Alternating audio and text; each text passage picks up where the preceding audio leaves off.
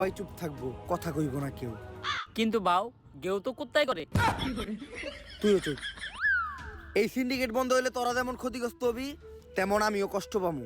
কারণ এই সিন্ডিকেট হলো পুষ্পার সন্তানের মতো। পুষ্পা হইলো সিন্ডিকেটের মা। বাউ ডেলিভারি কি সিজারে হয়েছিল না নরমালি? খালি জুতাটা দিয়ে তোর গালে বাড়ি মারতে পারতাছি না, কারণ তোর গালের থেকে আমার জুতার দাম বেশি।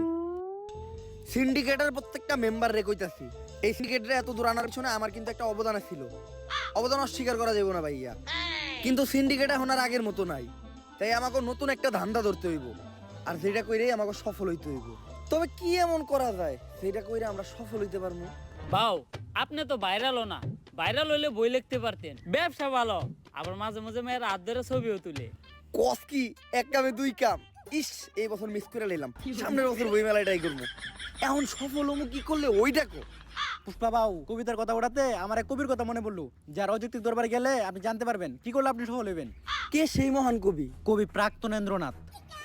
কিন্তু ভাও একটা সমস্যা আছে, উনি শুধু মেয়েদের হাতি ধরে, আর কোনো পুরুষ না, শুধু মেয়েদের সাথে দেখা করে। সমস্যা নাই বাউ, এই কামের লিগা তো আমাকে শিবাল্লি ভাবি আছেই। একটা কবিতা মাথায় এলো, আগুন না জ্বালালে কয়েল জ্বলবে না, কয়েল না জ্বললে ধুমা উড়বে না, ধুমা না উড়লে মশা মরবে না, আগুন না জ্বালালে কয়েল জ্বলবে না। কবিতাটা তাড়াতাড়ি লিখে লাই।